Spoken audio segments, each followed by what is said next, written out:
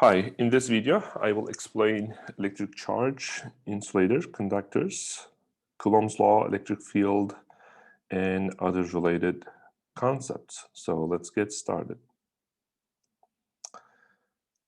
So what you see here in this picture, it's a model of atom. So electrons have negative charge, negative electric charge, and they form a cloud surrounding the nucleus. So here's the nucleus at the center, and electrons form a cloud around the nucleus, and electrons have negative charge.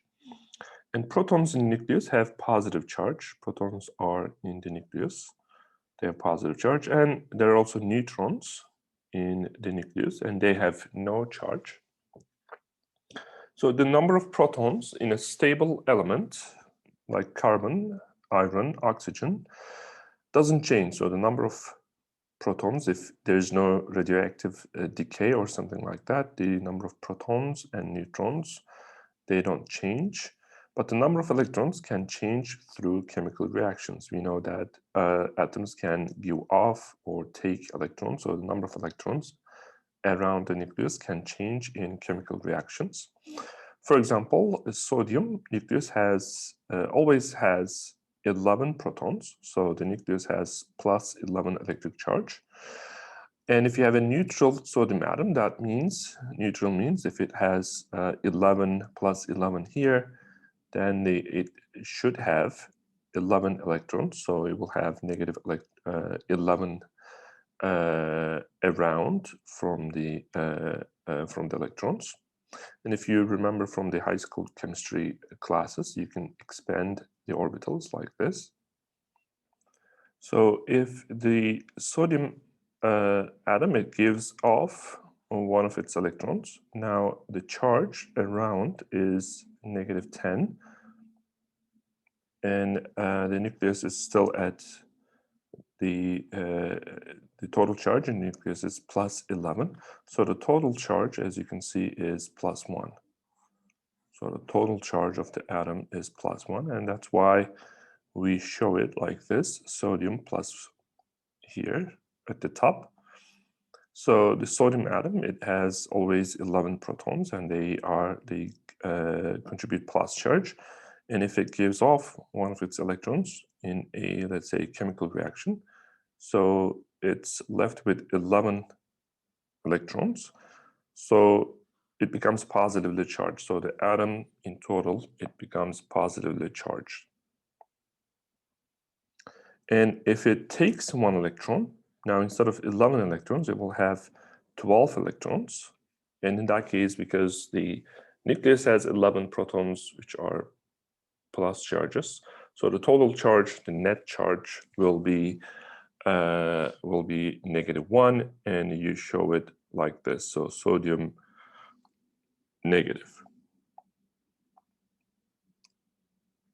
So the SI unit of charge is Coulomb. It's shown by uppercase C.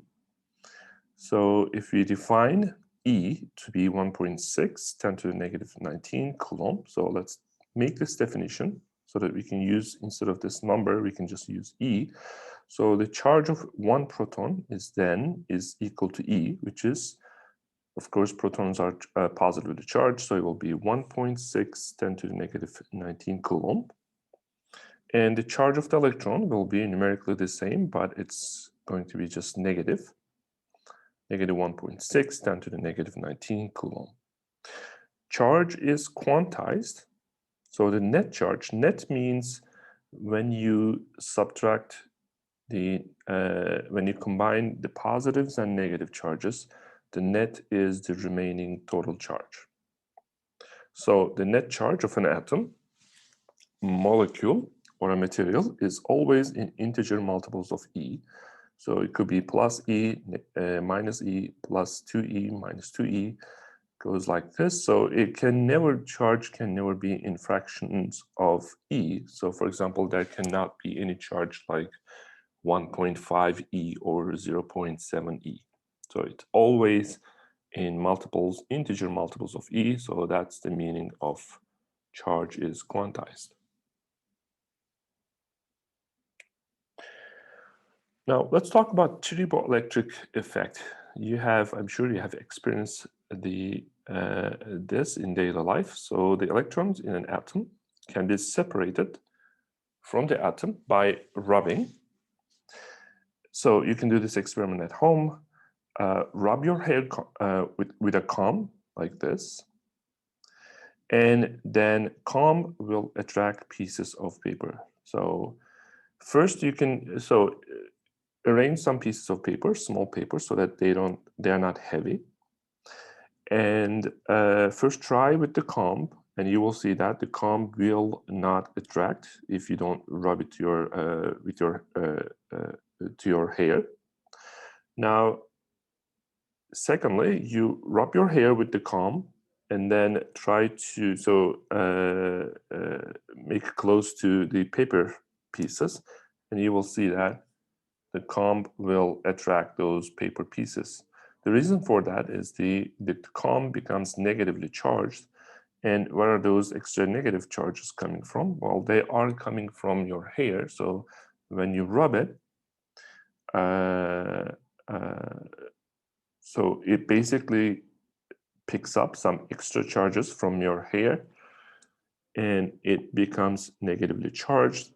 Now, when it's charged, it can attract the paper pieces. And you can do the same experiment with hair and some balloon.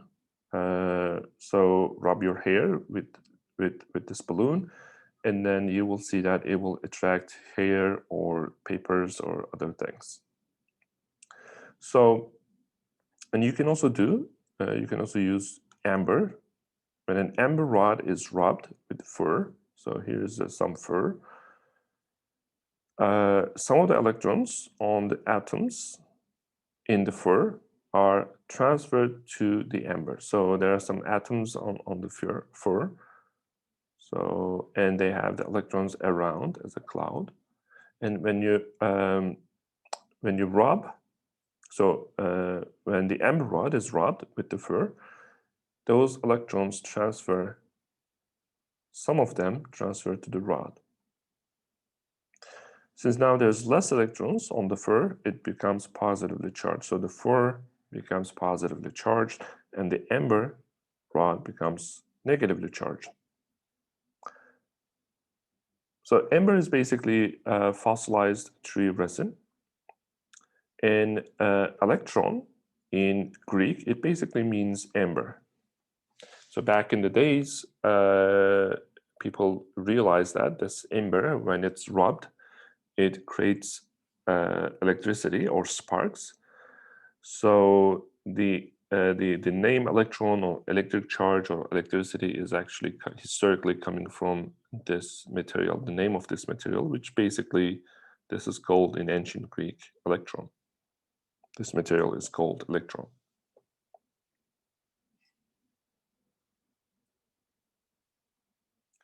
Here in this table, triboelectric charging, we have different materials here, and they have relative charging with rubbing. It's quantified by the number of positives and negatives. So in the table, the more plus signs associated with a material, the more easily it gives up electrons and becomes positively charged. Similarly, the more minus signs for a material, the more easily it acquires electrons. For example, if silk is rubbed against glass, so silk and glass, now because glass has more positive signs, that means it can, with respect to silk, that means it's easy for glass to lose electrons. So the electrons will go from the glass to the silk. Okay, in the second case, if silk is rubbed against amber this time, so now silk and amber. Now, as you can see, amber has more negative signs and silk has positive signs. In that case, from silk to amber, the electrons will flow from silk to amber. So in this case, silk loses electrons to amber. So what matters here is the relative difference in plus and minus charges. So both of them can be a plus as shown in this table, but what you have to look at is the relative amount of plus charges. So because glass has more plus charges than silk, so we would say glass would lose electrons to silk and becomes more positively charged. In the case of silk and amber, because silk is already plus, amber it has negative signs, and you would say silk would lose electrons to amber when they are rubbed against each other. So if you want to get the most charging with rubbing, then from this table, what you would use is you would rub the rabbit fur and Teflon against each other, because you will get the most, the biggest difference. So you would get the most amount of electrons from the rabbit to the Teflon. So the rabbit would be positively charged and the Teflon would be negatively charged. The other thing that probably you already know, the like charges, like negative, negative, or positive, positive, they repel each other. And the opposite charges, negative, positive, or positive, negative, they attract each other.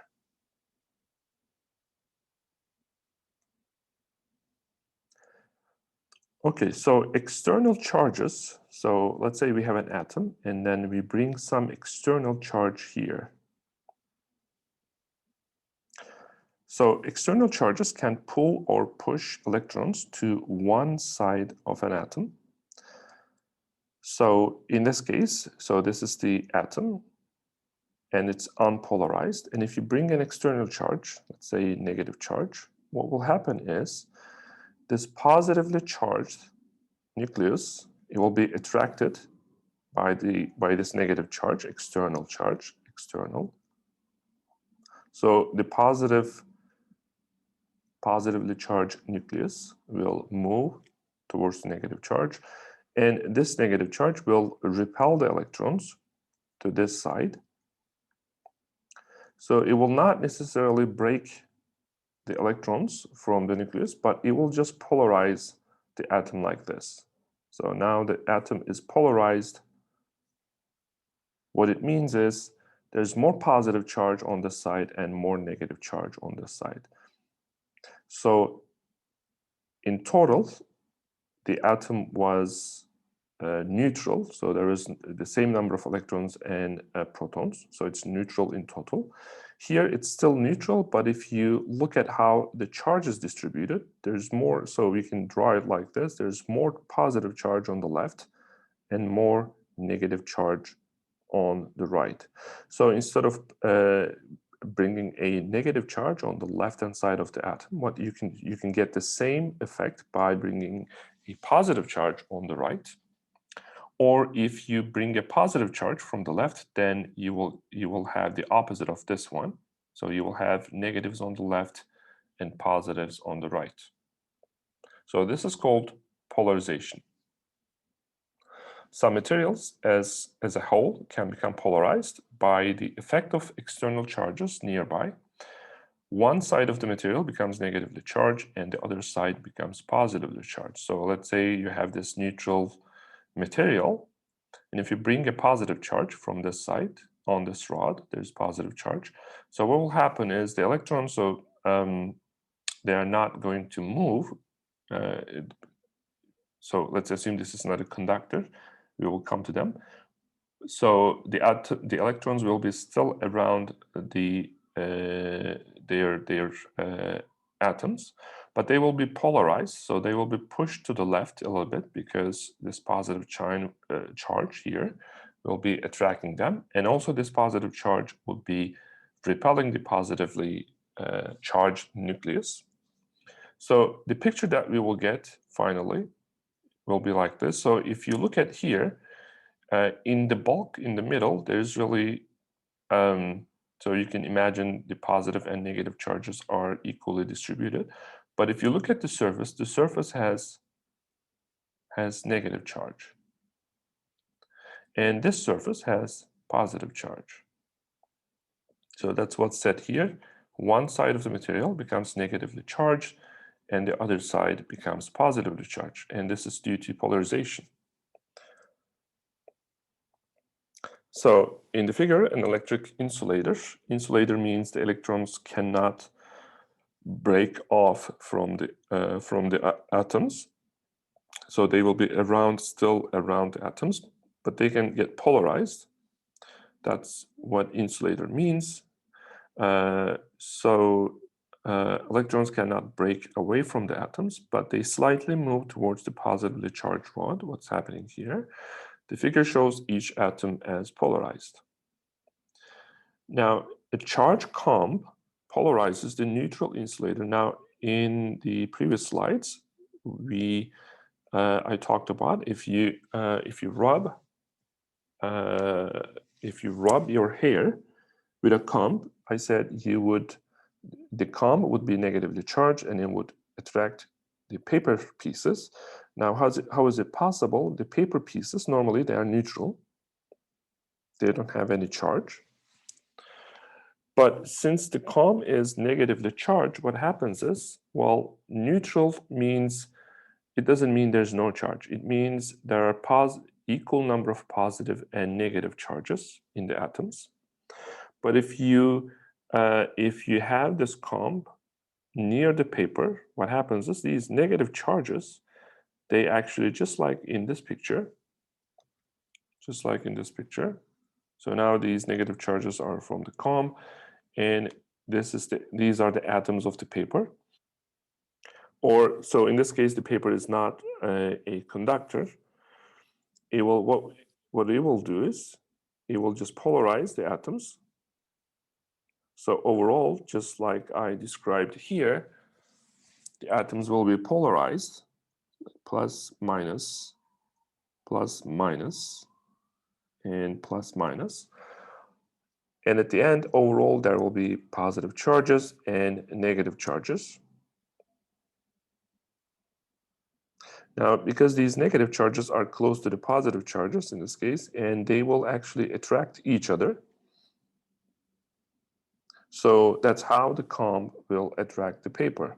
Now, at this point, you can say, okay, these negative charges, they also repel these negative charges here. That's true. But the effect of attraction is larger than the effect of repulsion here. So this is due to attraction, and this is due to negative repulsion.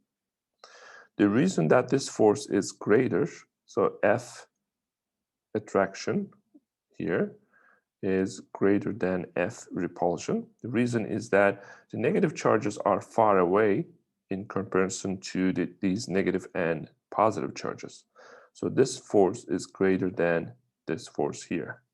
So the overall effect is attraction between a negatively charged comb and neutral paper. And this would work also if you had a positively charged object and a paper. So in that case, again, the attraction would happen. But instead of plus charges here, you would have negative charges collected on the side. So a charge comb polarizes the neutral insulator. In this case, it's the paper.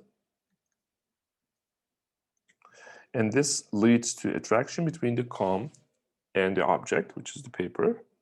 So one charged object, it could be plus or positively or negatively charged, and one neutral object can attract each other.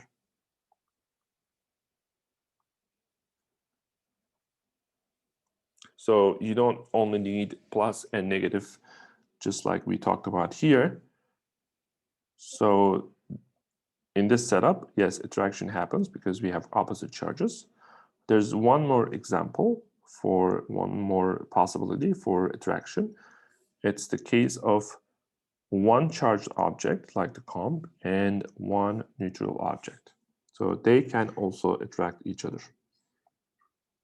What about if you have two neutral objects? Well, because both of them are neutral, there will not be any polarization. So two neutral objects cannot attract or repel each other.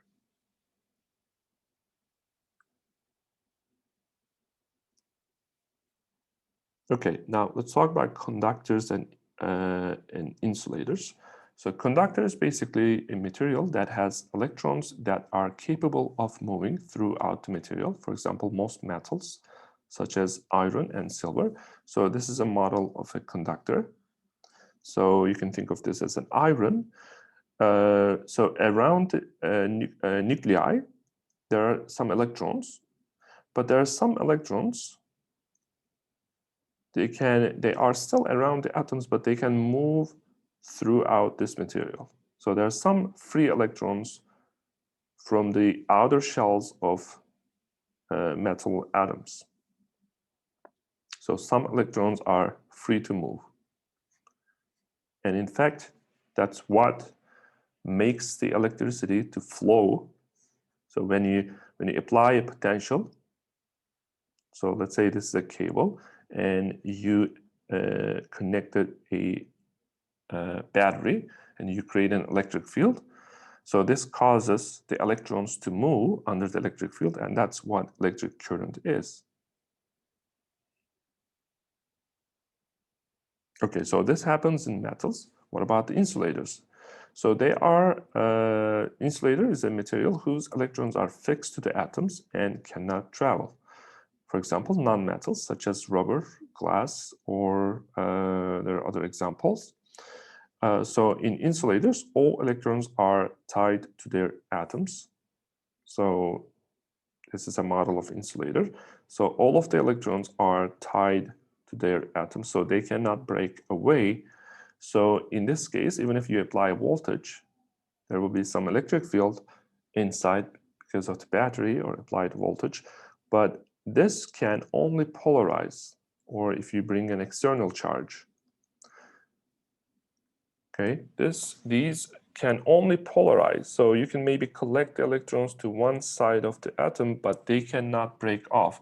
They cannot jump from one atom to another, as in the case of metals. So because of that, insulators, they do not conduct electricity. And why do we call conductors conductors? The reason is that they conduct electricity, so the electrons can move. Again, what are the examples of conductors? Silver, gold, copper, steel, seawater. Because in seawater there's salt, there are ions, so they can conduct electricity. And common examples to insulators are rubber, glass, oil, diamond, and dry wood.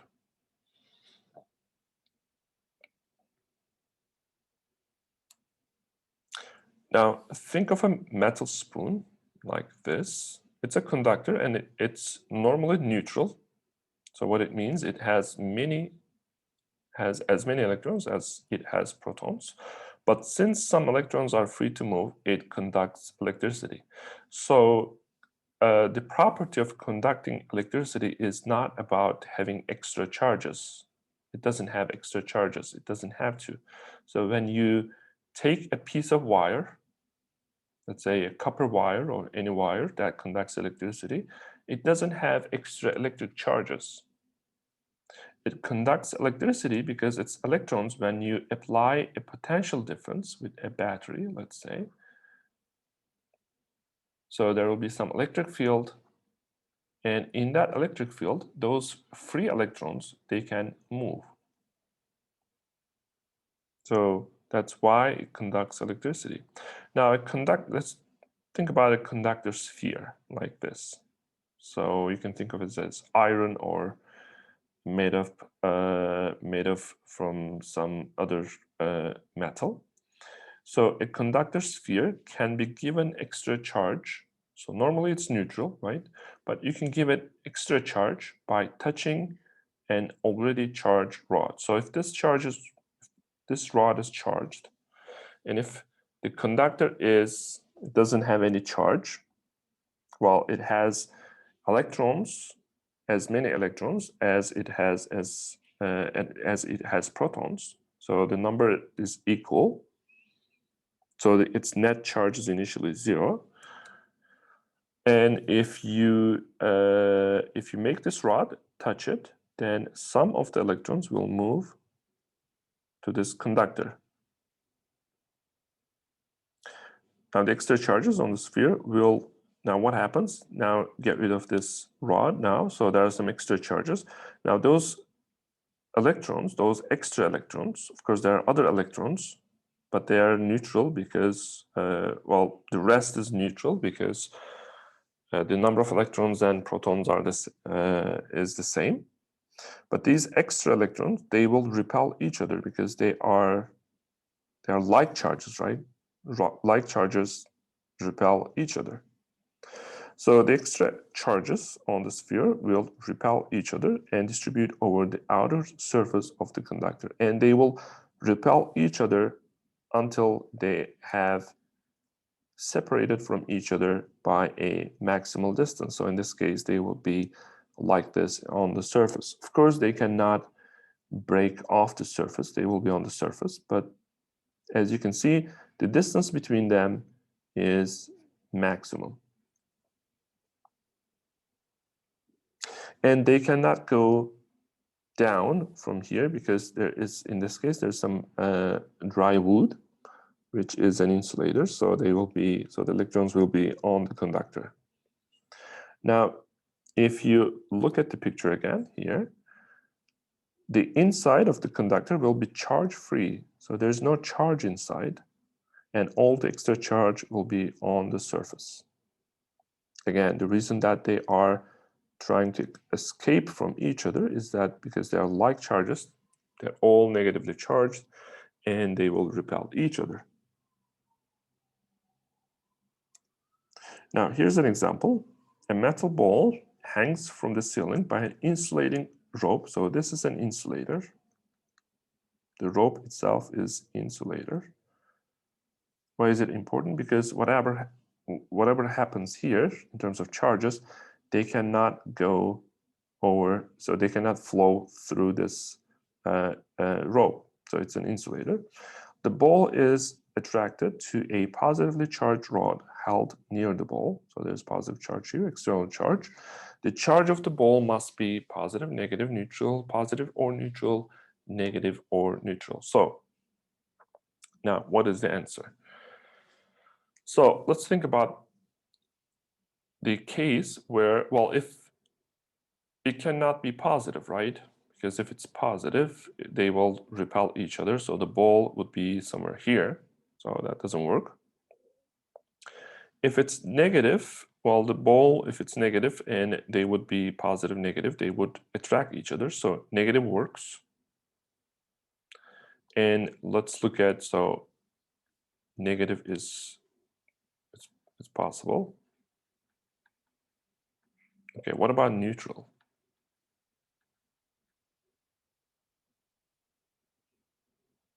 So if the ball is neutral, can a external charge with positive sign attract the ball just like this? Is it possible?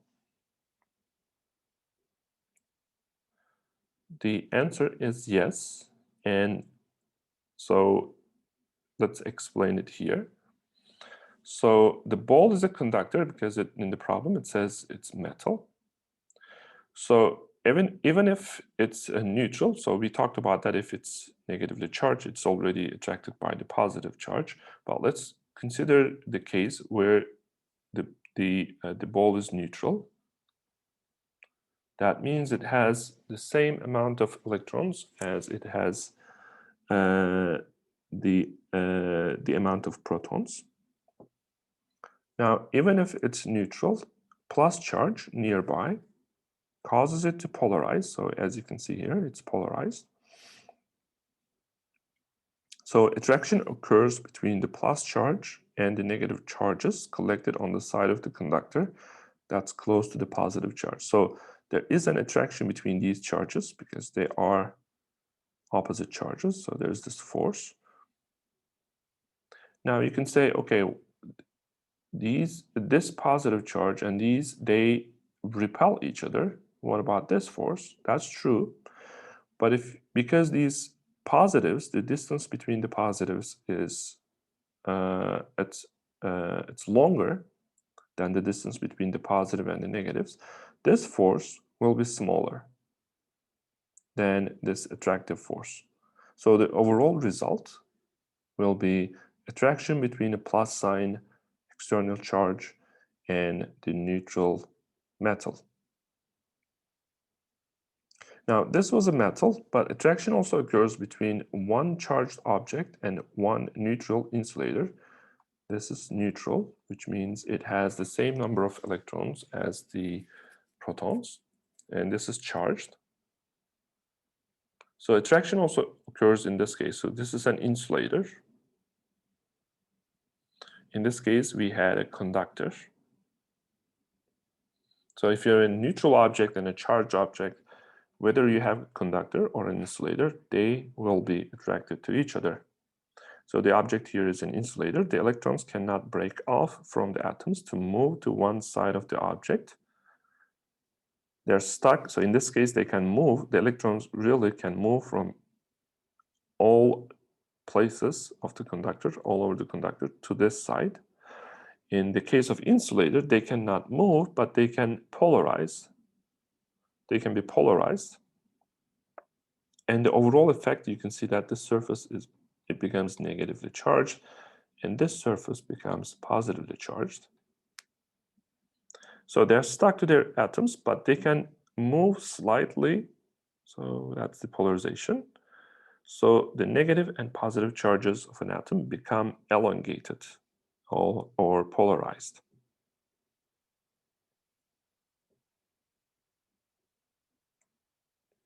Now, let's move to Coulomb's law.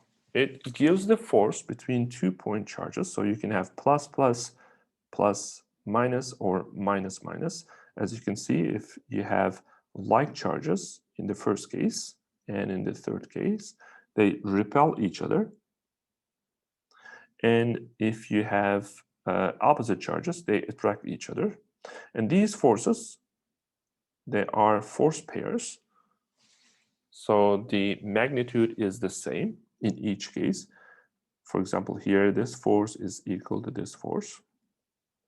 If you remember from Physics 1, this goes back to Newton's third law of motion.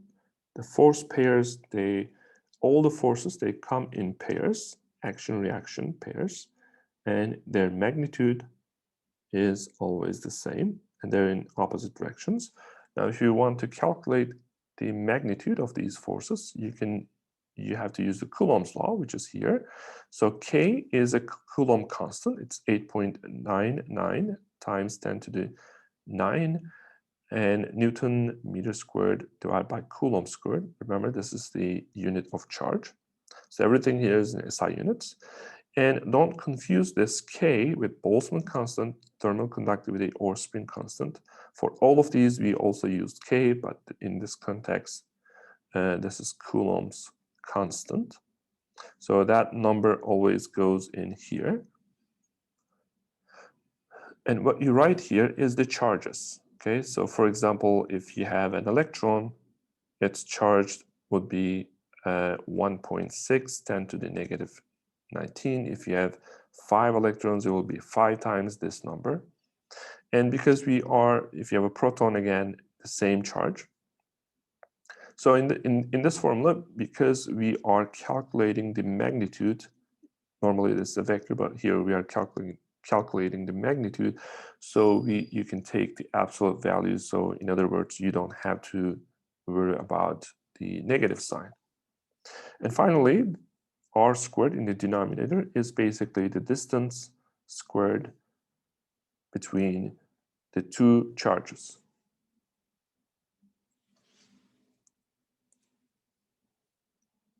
So here's an example. Sodium chloride, in other words, table salt. It dissolves in water as sodium and chlorine ions.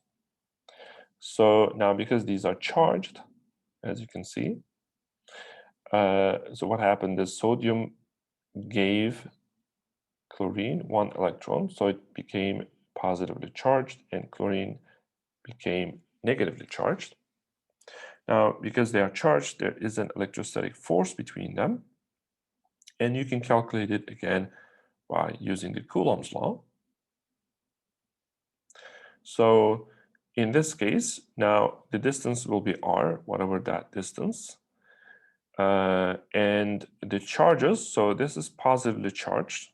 So for one charge, we use E, remember, and E is 1.6, 10 to the negative 19 Coulomb. So this is negatively charged. So now for this charge, it's negative E. Remember, sodium and chlorine, they have many electrons, not just these charges, but they also have protons, so they cancel each other. So what we are interested in here is the net charge, not the total number of electrons or protons in these atoms, but we are interested in the net charge. For example, if you have sodium, neutral sodium atom, and neutral chloride atom, in this case, the charges are 0, so there would not be any attraction between them. But when the sodium gives 1 electron to chlorine, it becomes negatively charged, this becomes positively charged. Now the charges are just E, not 2E, not 10E, just E for each case.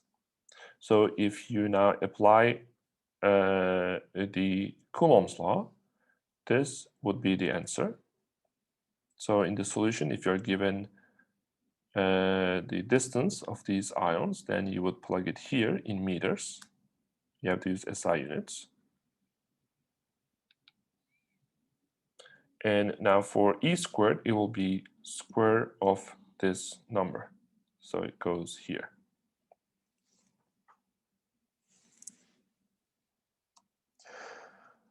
And if there are multiple point charges like these, let's say the question is, what is the force on this charge, Q1, applied by the charges Q2, Q3, and Q4? So there will be force from each one, right?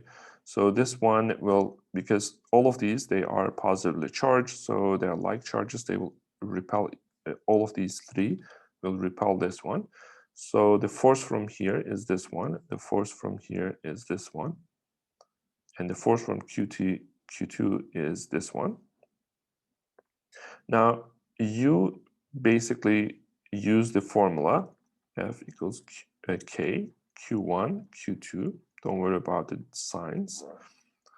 When you calculate the magnitude, divided by distance. So in this case, let's call it R2, R3, R4. So for each one, you have to use the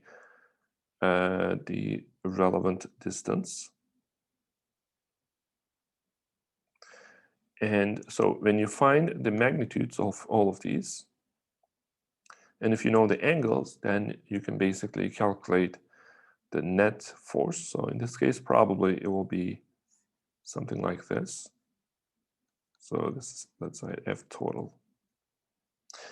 Or if you are given the vectors, and if you are giving some paper with some, grids like this, paper, a grid like this, and if you are given these vectors, what you can do is you can also graphically add these vectors.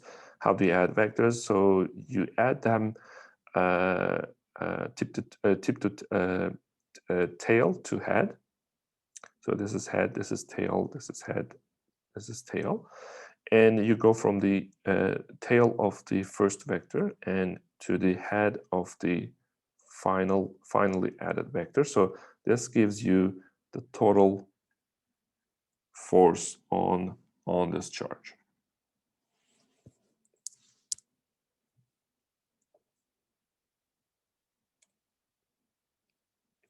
Now, what happens if you have charges distributed?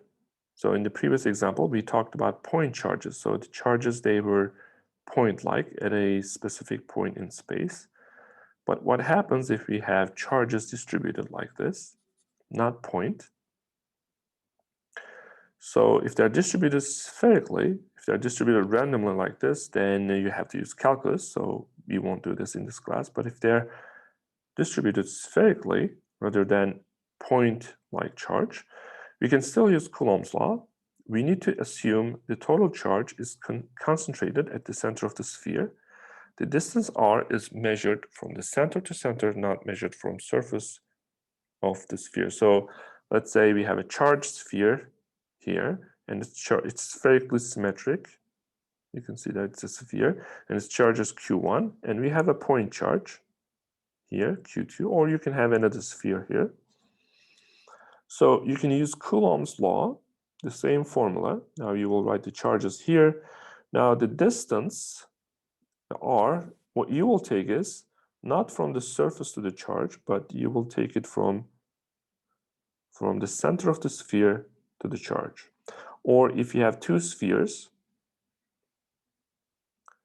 charge Q1 and Q2, so r will be from the distance from center to center. So it will be, so r will be this distance. Of course, you have to take the square of it when you use the formula. Okay, now we move to electric fields. So a charged particle plus Q at the center creates electric field around itself. So we have a charged particle at the center. Now it will create electric field, and because this is a point-like particle, the electric fields will go out from that particle. And one thing that you can notice is the length of these vectors for electric fields, their length correspond to their strength. So you can see that if at this point the electric field is stronger, but at this point it's weaker. So as you go away from the charge, the magnitude of the electric field, it decreases. And if you are close to the charge, it increases. Now, the charge particles at A and B, at these points, they feel the force due to that electric field. So we said two charged particles, let's say in this case these are plus charges. So in the previous slides we learned that they would, so this plus charge would repel this plus charge. So there will be some force. And the way that we understand this repulsion is that this charge creates electric field around, and then that electric field, it also creates electric field here, that electric field affects this charge at point B, and the result is a force. So you can think of that the charges, they attract or repel each other through electric fields. So electric field is kind of the medium of repulsion or attraction. Now, electric field due to plus charge is radially outward. So if you have a plus charge, the electric field lines go out from the charge. And if the electric field due to negative charge, then they are radially inward when you have a negative charge.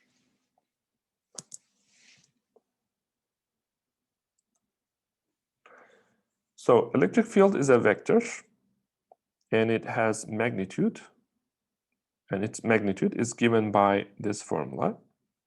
It just looks like the force formula, but what's missing here is, so in the force formula we have Q1, Q2, but for the electric field we have only Q.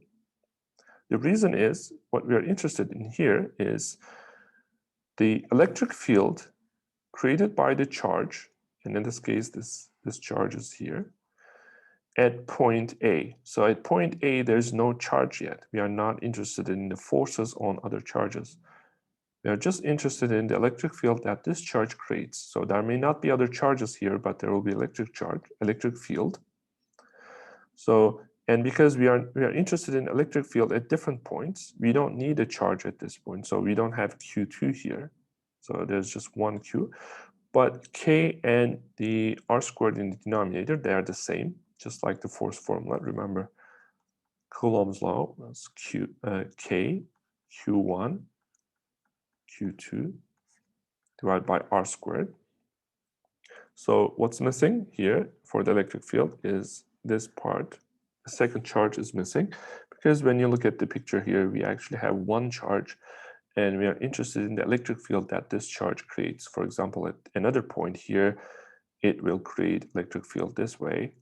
notice that the electric field go out radially from this charge because this is positively charged. So at all points, it creates electric field around itself.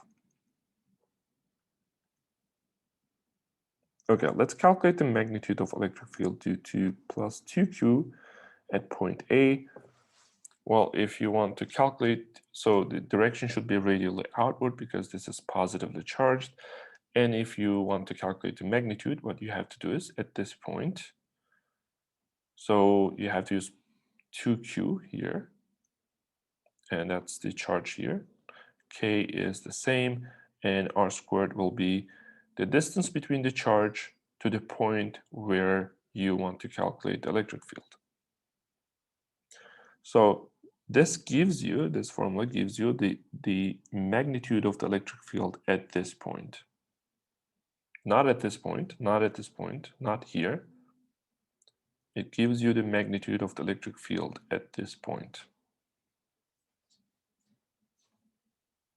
Now, what is the direction that we talked about?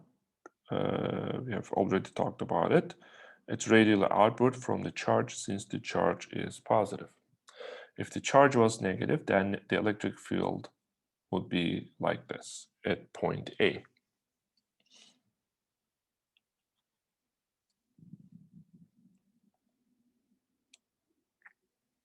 Okay, how to calculate Coulomb's force, or it's also called electrostatic force, on a 3 plus 3q charged particle at point A. So we have this plus 2q here and another charge here. They are both positively charged. So the first way to calculate the force on this one is what we learned is basically by using the Coulomb's force formula. So you use K and you write Q1 and Q2, you write the charges and divide that number by the distance squared. So that gives you the force. Now the second way of doing it is basically using the electric field. Now what we are going to do is we will use this formula to find, so this force here, force will be equal the charge here, which is 3q, times the electric field at this point, which is created by this charge. So this charge creates electric field, and within that electric field, if you put this plus 2q charge, it will be affected by the electric field created by plus 2q, and it will feel a force in this direction. And the formula for that is Q times E. So again, E is the electric field at this point. It's created by this particle. And Q here is this charge. Now, how do you calculate this electric field? Well, it's given by this formula that we learned in the previous slide.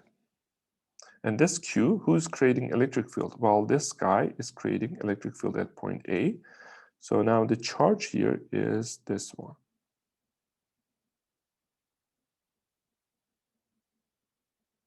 So in this case, F equals 3Q times E. So the force on this object, it's charge times electric field in this region. Now, what is the electric field? Who creates the electric field? This one creates it. And so we have to use K2Q divided by R squared is the distance. And if you multiply these, you will get this result. And you can see that this force that we calculated by using electric field and the force that we calculated by using the Coulomb's law, they are equal to each other. So it's the same thing. Now, you may ask, why do we use the second way? We already have the Coulomb's law. Why don't we just use this one? Well, if you have 2 point charges, you can definitely use the Coulomb's law, but sometimes one charge is given and the electric field is given.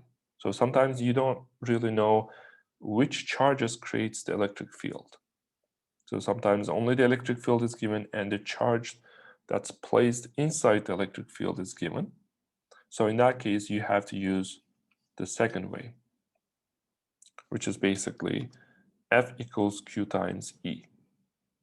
So in that case, if the charges are not given that create the electric field, you won't have access to this one, but the number, the value of the electric field and its direction will be given.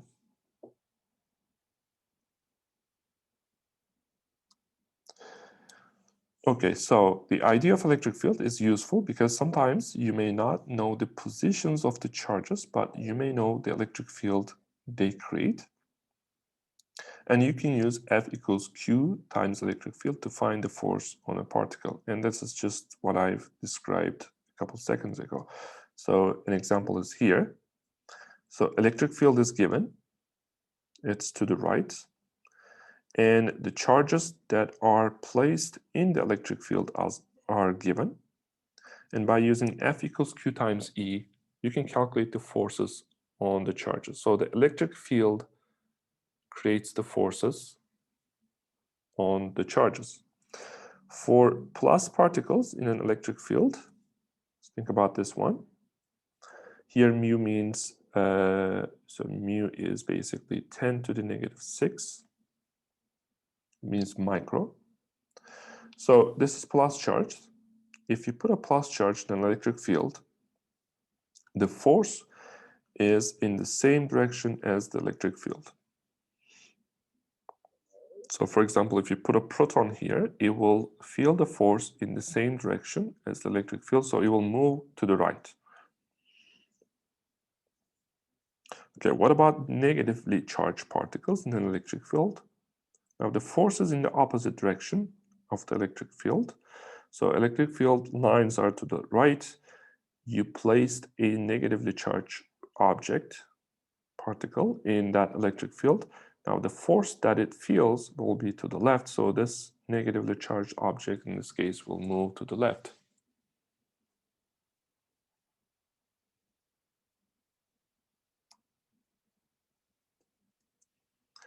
Let's say some charges not shown here creates the electric field of strength 4.6 10 to the 4th Newton per Coulomb.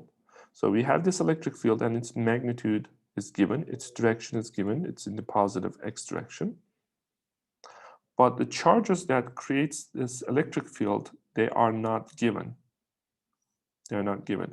So we cannot now, in this case, to calculate the forces on these charges, we cannot use this formula, Q1, Q2 divided by R squared. For example, I have this charge here. So there are some charges here that create this electric field. If I knew these charges, I could use this one, this Coulomb's law formula. But since I don't know these charges, their positions and charges are not given, so I cannot really use Coulomb's formula. What I can use is now F equals QE. Why? Because I know the charges, Q's, and I am given the electric field, its magnitude and direction. So I can use this formula instead of this Coulomb's law. I can use this formula to calculate the forces on the charges. For example, let's calculate the force on this charge. So the force on this charge, it will be, so you basically write the charge in units of Coulomb. So 9.3, mu means micro, so it's 10 to the negative 6. And multiply it by the electric field. So Newton divided by Coulomb, it's in SI units, I don't have to multiply it by anything. So it will be 4.6 10 to the 4th. And if you do the calculation, you will find the force in newtons. Because charge is in units of Coulomb. Electric field is in units of Newton divided by charge, so these Coulomb. So Coulombs cancel each other, what's left is Newton, and that makes sense because force should be in units of Newton.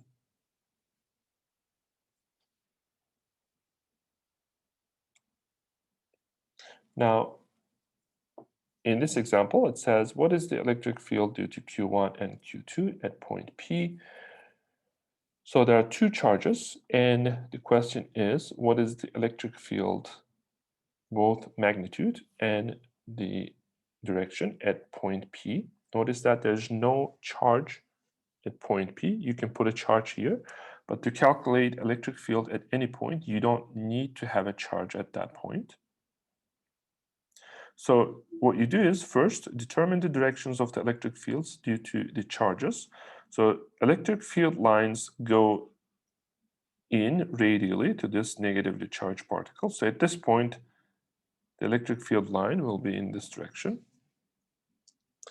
And from this positive charge, electric field lines go out radially. So if you come to this point P, it will be like this. So this causes this electric field, and this causes this electric field. Notice the directions. Now, the distances are the same, but the charges may be different. So these two are not necessarily equal in magnitude. They can be, but they don't have to be. Now, the second thing you have to do is you have to calculate the magnitudes. And remember, the magnitude depends on D and these charges. So this is the equation that you have to use, K Q divided by R squared. Now find the magnitude and direction of the net electric field by using vector addition. So now you have these vectors, and maybe you are given some of these angles. So by using vector addition, you have to add these two vectors. In this case, the net vector will be like this. If these are equal in magnitude, and so in this case, the net or the total electric field vector, it will point in exactly in the y direction. But if some of these, let's say if this charge is larger, then maybe this electric field will be like this. In this case, the net will be something like this. Now, I have a caution at this point. So when you calculate the electric fields by using this equation, okay, you cannot just, if you calculate for E1 and E2, you cannot just add them up. You cannot add these numbers. Why? Because electric field is a vector. This only helps you to calculate the magnitude. So you have to remember that they also have directions.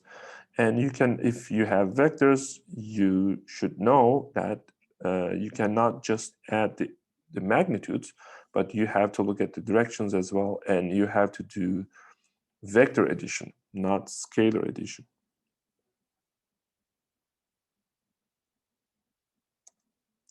Okay, here's another example. What is the electric field due to Q1 and Q2 at point P? So these two, they will create electric fields.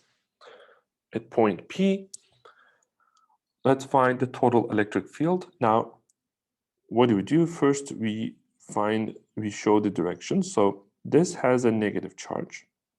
So the electric field lines go in. So, and at point P, it will be this way. So from Q1, this will be the electric field. Now, if you look at this one, this is plus charge. So electric field lines go out. So at point P, this will create electric field again to the left. So this is E2 because of the plus charge. So, and if you use the numbers, so for example, for E1, K's are the same. So it's the Coulomb's constant. Now, this charge here, 5, 10 to the negative 9, it's here. So we are using this formula. So don't worry about the negative sign because we are just calculating the magnitude. And now the distance that you have to divide by is this 2 squared, of course, because there's r squared. So it's 11. For E2, now you have to take this charge, which is here, and you have to divide it by 3 squared. Turns out it's 3 to the left. And these vectors are in the same direction, both to the left. Now, what I have to do is I have to just add these numbers. So the result is the total electric field vector is to the left, and the magnitude is 14 Newton per Coulomb.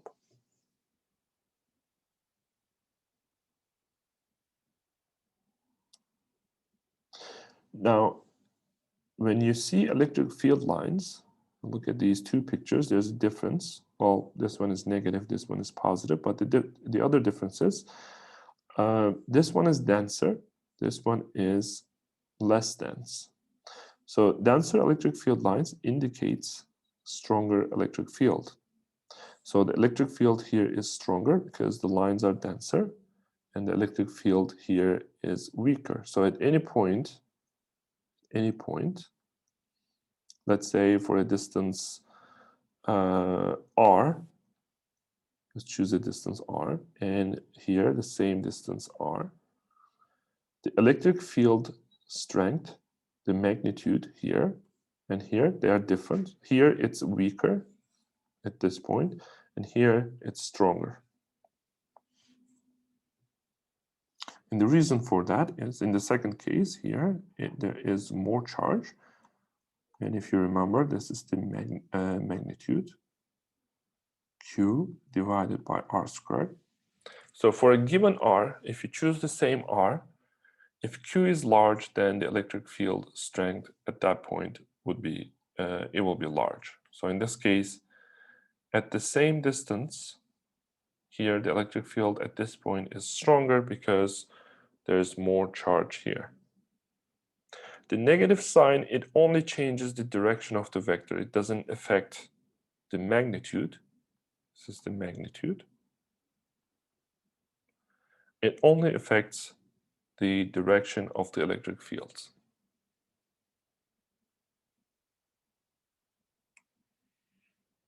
So you can also see from here, for a given electric field lines, you can also say that. So you don't have to compare two, you can also compare the electric field strength at different points from one charge here. For example, at this point, or around this point, lines in a given area are denser, so there's the electric field here is stronger. But if you go away, so radially outward, take the same amount of area and count the number of electric field lines that fall in. So it's about 1 or 2. Here it's about 3 or 4. So since there are now less electric field lines for the same area, then we say the electric field is weaker here. And that makes sense because for a point charge, the formula is this, Q divided by R squared. So you have a point charge, and you can see that that electric field strength, it decreases by R squared. So as the distance from the point charge increases, the electric field, so if the R increases, the electric field decreases. And the way that we show it, we basically show, we can see that the electric field lines, they get less dense as you move away from the charge.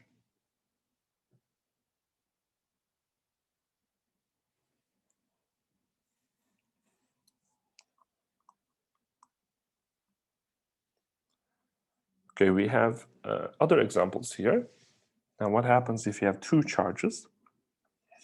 Now, each charge, they will create their own electric field, so radially outward and radially inward. But when you have charges close by, then what happens is you have to connect those electric field lines. So the ones that get out from the positive, they go into the negative, and they actually connect all the way up. So even those ones, they will connect at a larger distance like this. So the only ones that do not connect is these two. So this one, it goes to negative infinity, and this one comes from positive infinity. You can think of these are the only ones that do not connect, but all of them, they connect with each other. So for example, at this point, you can ask, what is the electric field? Well, this has electric field in this direction. This is a positively charged. Negatively charged will have its electric field at this point towards itself. And when you combine these vectorially, you will get this vector. And indeed, this is the direction of the electric field. Maybe we can see here. This is the direction of the electric field. So all of them, they show the directions of the electric field. Now, remember that we learned if you place a positively charged particle in an electric field, it follows the path, the direction of the electric field. So for example, if I put a positively charged particle here, what it will do is it will actually go follow this route. If you put it here, it will go like this. Or if you put the positive charge, it will go from this point all the way to the negative charge. Or if you place it here, then it will go like this. Now in the second case, we have a similar thing, but here we have the charges are not the same, the magnitudes. We have plus 2q, and here we have negative 2q. The shapes are similar except because there's no symmetry here. Now we have a shape that's biased on one side, but still all of these lines, they will come and go in here. So all of these, they will connect like this. So the shape is again like a peanut. So in this case, it's a perfect peanut. In this case, the peanut is more like, maybe more like this. Now you can have two like charges. And in this case, the electric field lines, they will not connect. So they will repel each other. And again, if you place a positive charge, in this case, it will follow this path. If you place it here, it will follow this path.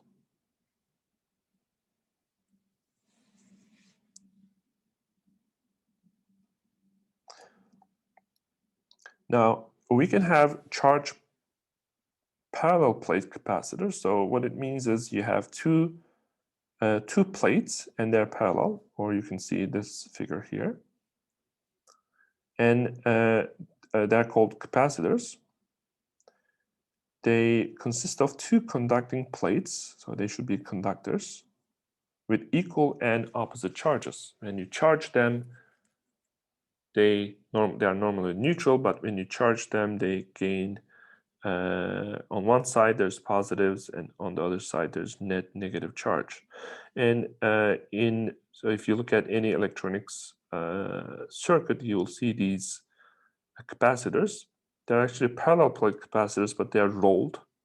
So think of two parallel plates, and then imagine that they are rolled, so they form the cylinder shape. But these are the conductors, so these two ends, you can think of them as two cables connected to those two plates, but the inside is they're not connected in the middle, so they're separate. So if you have such a setup, the electric field lines are again from plus to negative. So in fact, in this case, you have a straight electric field lines. Now, in this case, we cannot really use E equals KQ divided by R squared, because this formula is for point charges. Here we don't have single point charge, we have lots of it, and it would be almost impossible to calculate the electric field from these. So the idea is that that formula was only for point charges. Here we will see in the following slides how we can calculate the electric field if we have such a setup.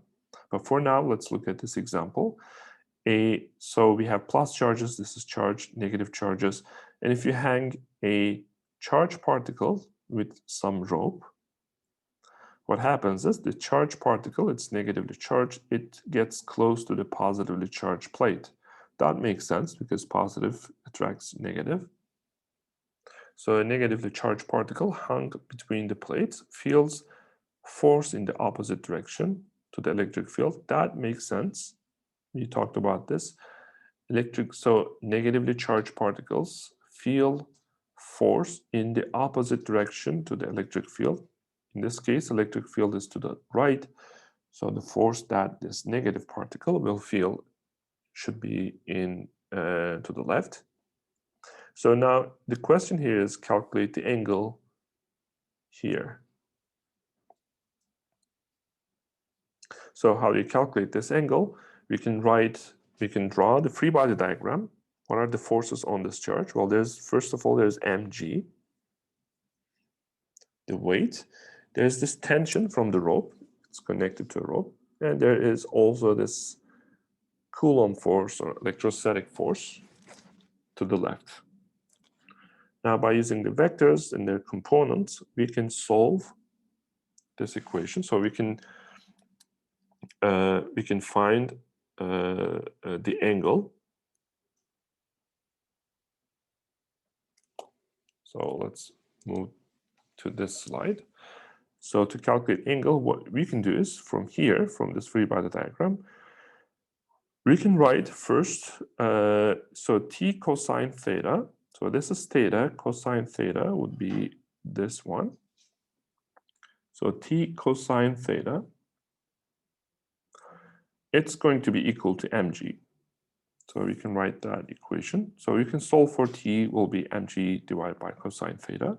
The second equation that we can write is from the x-axis. So if this is t and if this is theta, this will be t sine theta. So t sine theta will be equal to q times e. It's here. Now if you solve for t, it will be qe divided by sine theta. Now we can combine these two, right? Because they're both t's, equal to t's. So I will equate this one to this one. So mg cosine theta here is equal to qe sine theta. Now what we can do is we can take the sine theta to the numerator on the other side and have mg in the denominator on the right hand side. So it will be qe divided by mg, and on the left hand side it will be sine theta divided by cosine theta. And you know from trigonometry, this term is actually tangent theta. Here we have qe divided by mg.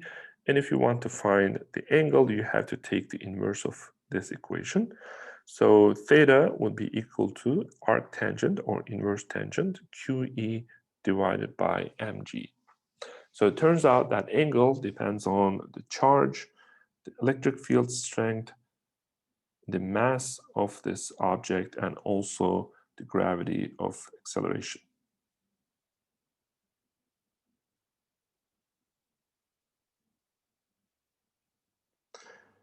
So let's move to shielding and charge by induction.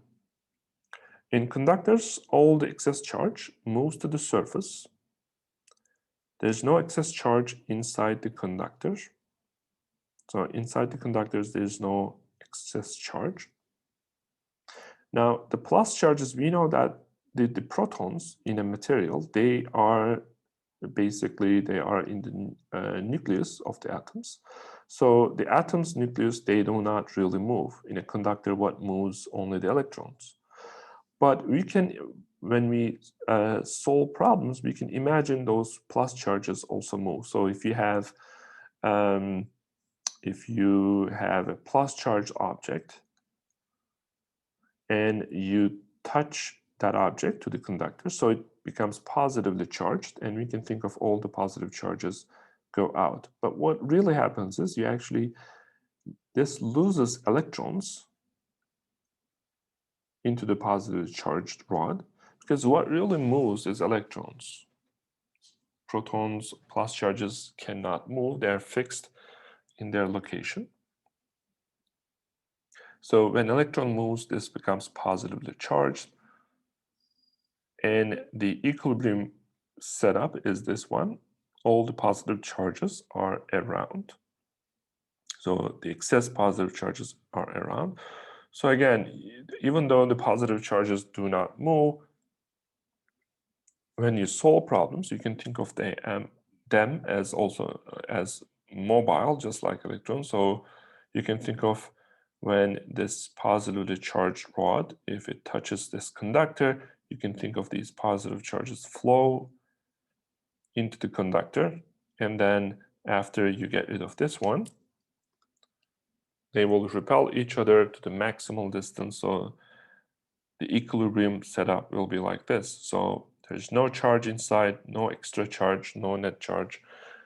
And all the extra charges, they move to the surface. So there's no charge in the center, but there's also no charge in here. E is for electric field. So there's no electric field inside the conductor. So no electric field inside, but outside, of course, there will be electric field. So since this is circular, so the electric field lines will look like this.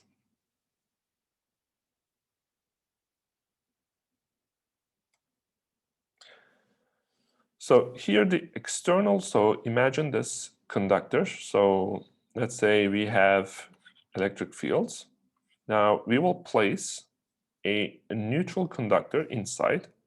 So again, conductor is something like, you can think of a metal. So we place this conductor inside the electric field. So as a result of the electric field, positive and negative charges move in the opposite direction. So this electric field will polarize this conductor.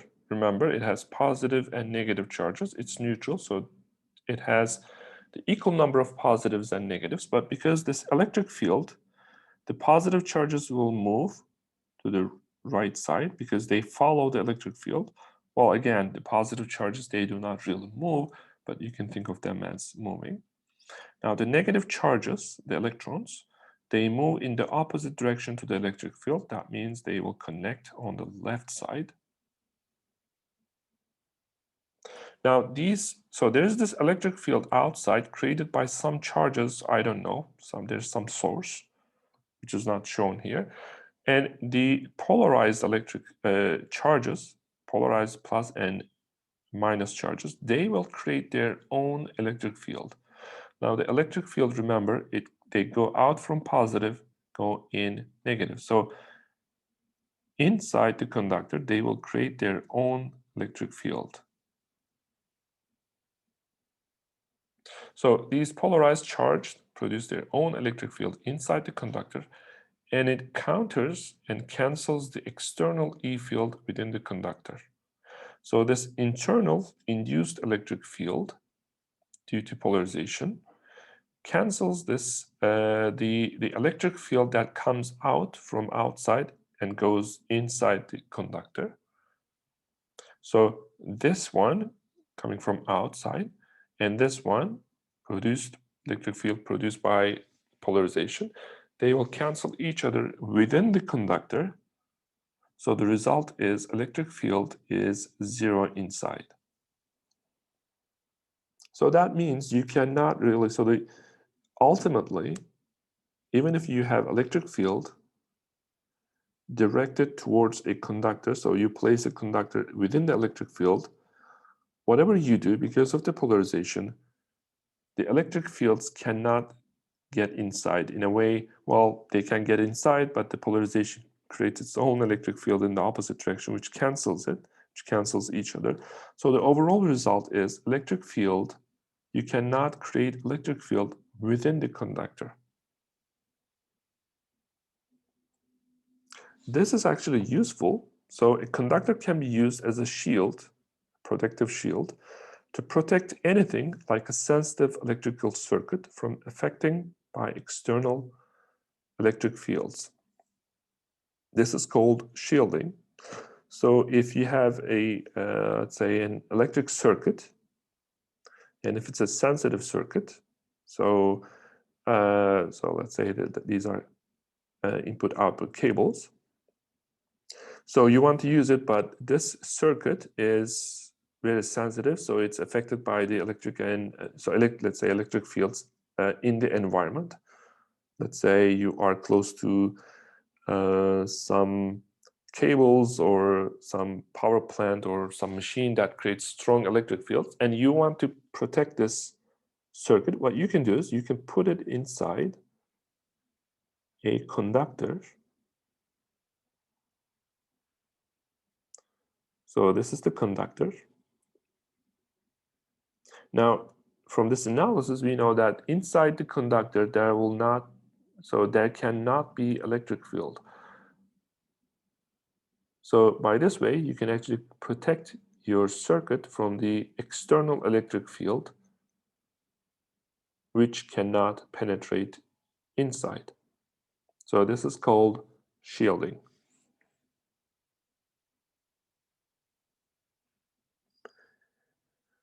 Now, let's move to induction, charge by induction. A conductor can be charged by induction without touching.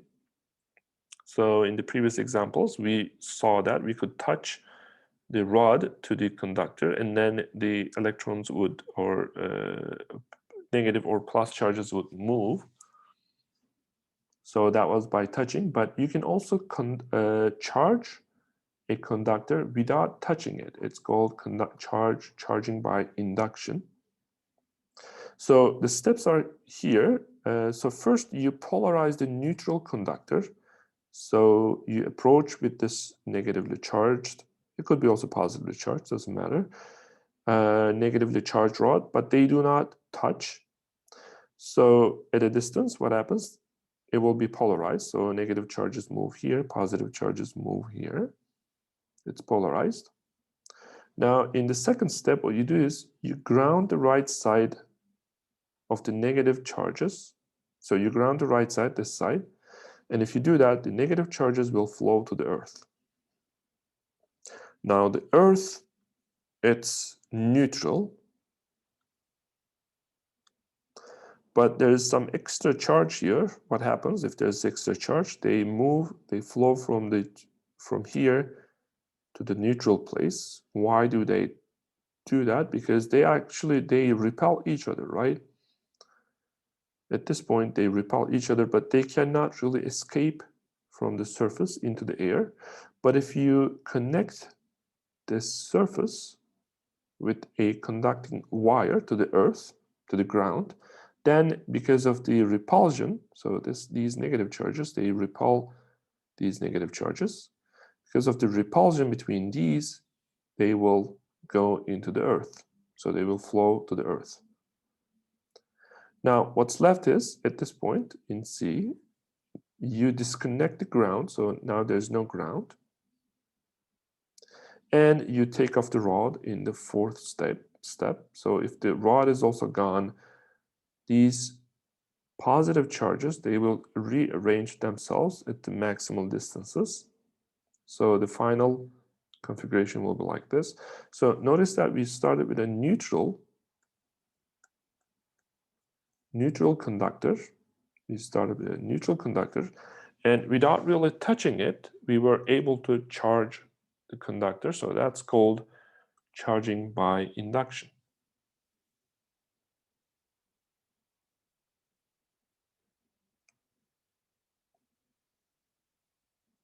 Now the charge at the center, so if you have a conductor shell, it looks like this. So this part, the blue part here, is this part. So it's the shell. Inside is empty, and inside you can place a charge. And that's what happened here. So even though these are now two-dimensional, shown two-dimensional here, they're actually just like this, three-dimensional shells. Inside is empty, but there is some point charge placed inside. Now, the charge at the center induces equal amount of charge at the inner and outer surfaces of the neutral conductor shell. So initially this is neutral. If you place plus Q inside, it will attract negative charges. And in fact, it will be equal to this plus charge in magnitude. So there will be negative charges inside. So if we show it here, let's say you have plus Q here. So there will be negative charges collected here, and the amount of these negative charges will be in total minus Q. So this is the real charge placed inside, and the charges in the inner surface and the outer surface, they are called induced charges. Now this basically polarizes this otherwise neutral conductor. So if you collect negative charges inside, what happens to the outside? Well, the total charge of the conductor itself is 0 because it's neutral. If you polarize it like this, if you collect negative charges inside, then plus charges will be collected on the outer shell, well, the outside of the shell, and the amount of collected charge will be plus Q, because the total charge of this conductor should be 0. Why? Because it's neutral. And as we mentioned before, there cannot be any charge inside the conductor. So in this area, there cannot be any charge. So there's charges, induced charges in the inner surface and also the outer surface. But within the conductor material itself, there is no charge. And there's also no electric field inside.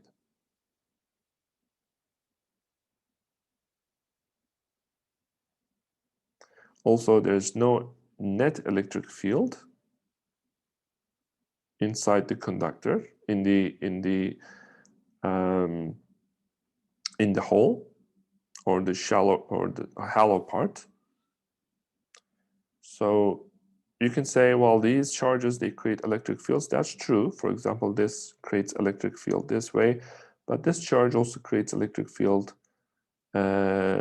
this way. But if you combine all the electric fields from all the charges, it turns out that at any point, the total electric field becomes 0. Again, all of these electric charges produce their own electric field, but if you, at any point, there will be contribution from all the charges at any point, and also this real charge. And if you calculate the electric field at any point,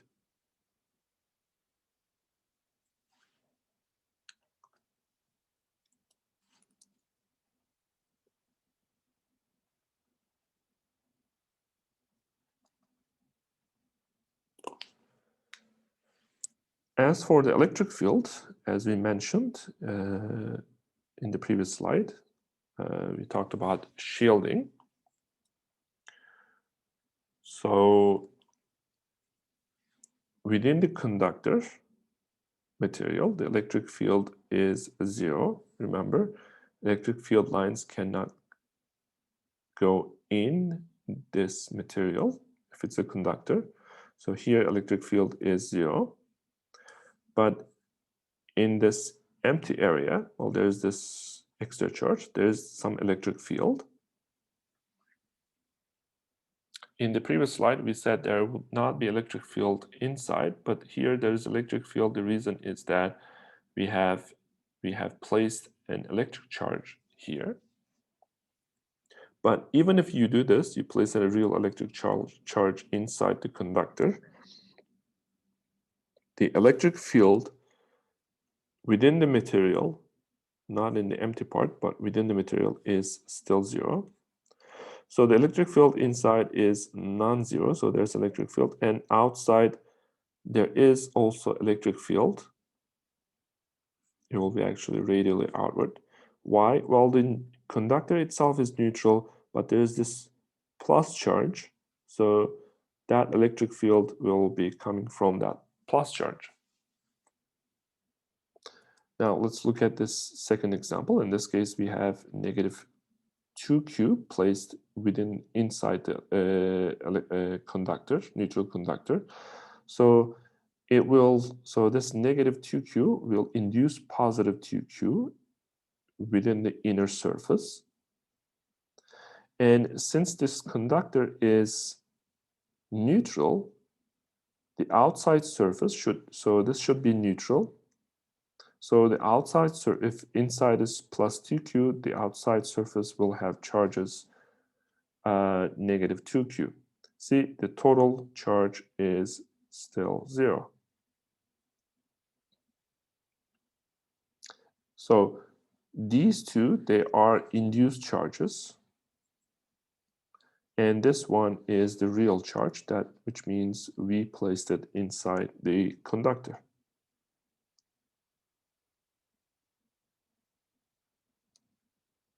So now we move to the concept of electric flux. So first, let's start with flux of water. So flux of water is defined as the amount of water flowing through an area. So let's say you have a garden hose, or it could be a pipe. So the flux of water will be defined, the amount of water that flows from this area, A, in a given moment. So this will give you the flux of water. So now if by analogy, we can define electric flux. So basically the flux of electric field lines. It's a measure of amount of electric fields, not water, in this case, electric fields, passing perpendicularly through a surface area. So we will define flux by Greek letter phi. So it will be the electric field strength times area. And that area is the perpendicular area, and you will see what it means now. And there's this cosine theta. So this is basically the angle between the normal vector from the surface and E. So if you want perpendicular, and this cosine theta, this term is actually coming from the original formula is actually like this: E vector dot product A vector. And if you write the magnitudes, it becomes EA cosine theta. So this theta is the angle between the electric field lines and the normal vector of the surface. So the normal vector of the surface is the vector that's perpendicular. Normal means perpendicular to the surface. So in this case, it's like this. So in this case, electric field and normal vectors, they are in the same direction. So the angle between them is 0 degrees and cosine 0 is 1. So here, flux is E times A. In the second case, now the surface is like this, and the normal vector is up, but the electric field lines are to the right, and the angle between them is 90 degrees, and cosine 90 is 0. So in this case, there's no electric flux, and it makes sense. You can see that electric field lines are not really piercing through the surface. They are parallel to the surface.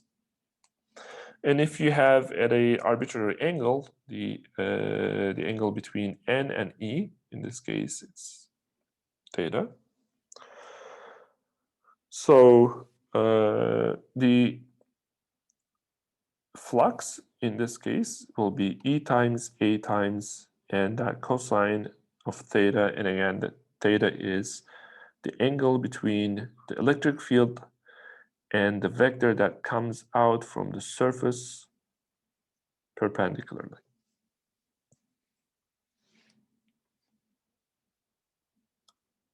So let's move to Gauss's law. Gauss's law states that the electric flux, we learned E times A. Of course, there's also a cosine term, or we can write it like this, through a closed surface is equal to, so in the previous slide, you saw an area like this. So this was an open surface.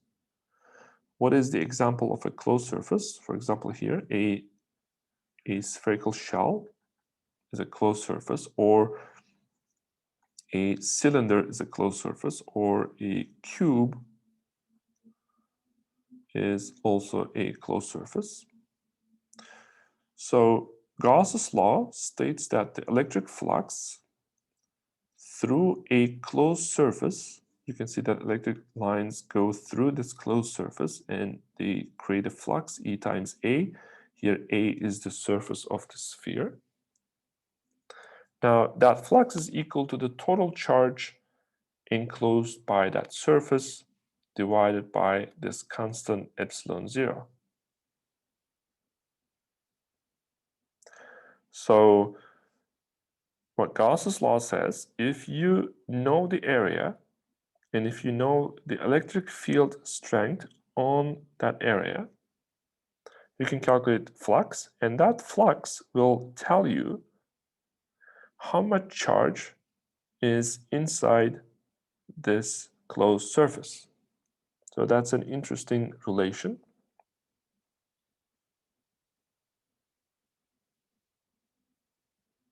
So it basically relates the charge inside to the electric field at the surface. So even if you don't know the charges, let's say inside a closed surface, if you know the electric field on the surface and if you know the area, then you can deduce the amount of charges within that surface. So how do we use Gauss's law? We use Gauss's law to find the electric field at distance r from the charge q.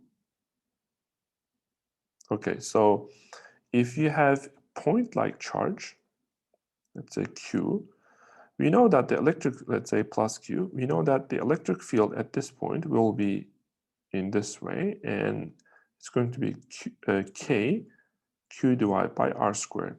Now you may ask, why do we need Gauss's law? Well, this formula is valid if you have point charge. But we will see in the examples, in the following examples, that sometimes charge is not point, but sometimes it's distributed. So maybe sometimes you have many charges distributed over some area or some volume. So in that case, you will have to use the Gauss's law when you don't have a point charge. But let's apply, even though we know this formula for point charges, let's apply this Gauss's law, even though we don't need to, but let's just, it will be instructive to apply it and see if we can get this formula from the Gauss's law. So we use Gauss's law to find electric field in general, and let's apply it to point charge here. So first draw a hypothetical sphere, spherical surface at distance r. So let's say I have a point charge here. I'm interested in the electric field at the surface, or let's say at distance r. Okay, not the surface. Let's say I have the point charge, and I'm interested in the electric field at distance r. Now, to be able to find it, imagine that I don't know this formula. I only know Gauss's law. So to be able to use Gauss's law, see, there's a surface. So I have to draw a surface, a spherical shell like this, hypothetical. It's not there, but imagine it as a spherical, hypothetical spherical surface at a distance r. Now the surface area, because this is a sphere, surface area will be 4 pi at a distance r, r squared. So the flux will be E times, I don't know E, that's actually what I'm trying to find, but the flux will be E times the surface area. So this is the flux. Now, if you look at the Gauss's law, it relates that flux, E times 4 pi r squared, to the charges inside. So let me have this uppercase Q. So the charge inside this spherical hypothetical surface is plus Q. So it's here. And I have to divide it by this constant epsilon 0. Now the electric field, so if you have this 4 pi r squared in the denominator, here the electric field becomes 1 divided by 4 pi r squared, 4 pi r squared, and there's also this epsilon 0 already in the denominator. and in the numerator I have Q. Now I have called this thing K, which is the Coulomb's constant, and we end up with the electric field formula that we learned before, which is here. So basically we use Gauss's law to derive the electric field of a point charge. Again, this was easy. We applied Gauss's law to a trivial case, but that was just to learn how Gauss's law is applied. In the following slides, we will apply Gauss's law to different scenarios. And this epsilon zero, it's just a constant. It can be written as 1 over 4 pi k. It's 8.85 times 10 to the negative 12 Coulomb squared Newton divided by Newton meter squared. But this epsilon zero, so you can use it either this number when you use Gauss's law, but if it's combined with 4 pi, you can also call this 1 over 4 pi epsilon 0 k, which is the Coulomb's constant that we learned in the previous slides.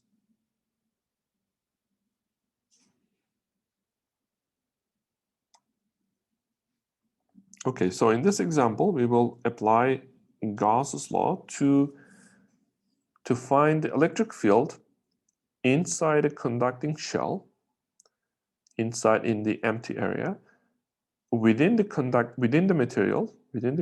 shell, and outside the conducting shell. So the setup is we have the neutral conductor, even though you have plus and negative signs, they are basically induced charges. So the conductor itself is neutral. You can see that plus Q, negative Q, so the total is 0, it's neutral. And there is one real charge placed inside. Well, if there is no real charge, there will not be also, the conductor is also neutral, so there will not be any electric field because there's no charge. So to be able to get electric field, you have to place some neutral charge. Sorry, some charge inside.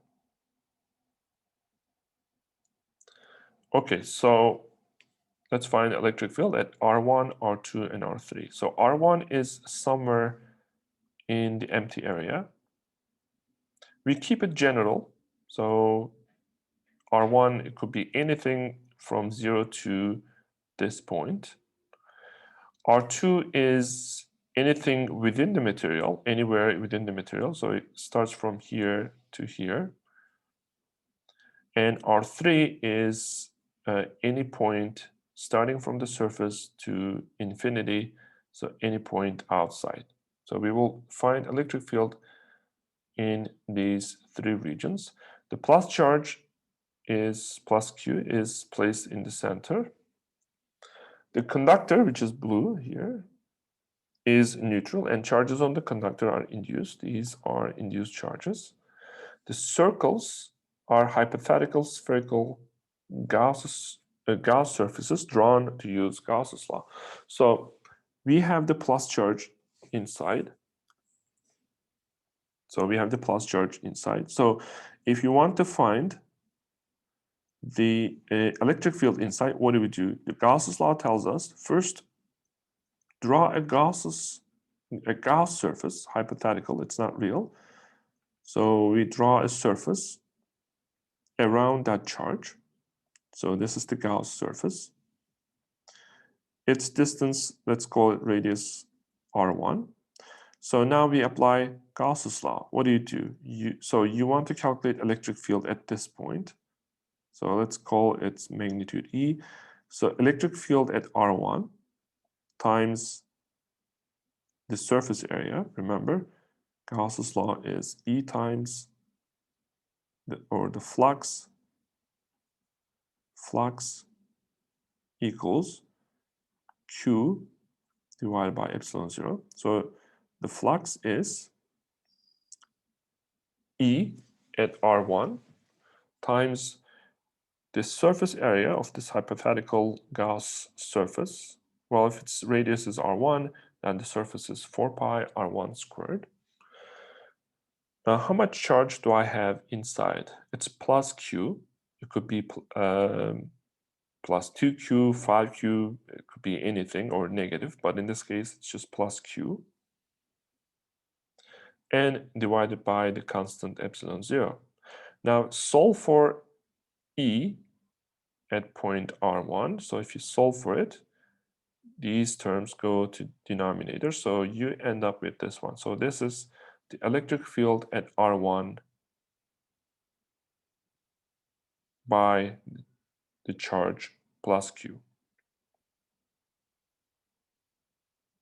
And we can also write this as, this whole term can be written also as K Q divided by R1 squared. Now R1 is the region, so it's between 0 and the inner radius. So let's call it, so it's actually here, RA. So whenever you are interested in the electric field in this region, you have to use this formula. Now you may ask, oh, okay, so there are some other charges, induced charges. Do they create electric fields also inside? Well, yes, in principle, they also create electric field here, everywhere, but the overall effect is, and that's the nice part of the Gauss's law, the overall effect is the electric field turns out to be in total this one. And this is the importance of Gauss's law. If we don't use Gauss's law in this case, we cannot really find electric field at this point or any point. The reason is that if you want to do it by using point charges, well, you have to calculate the electric field from this one and from all point charges, and also the induced ones, also pluses. So they will all create electric field at this point, but it's too complicated.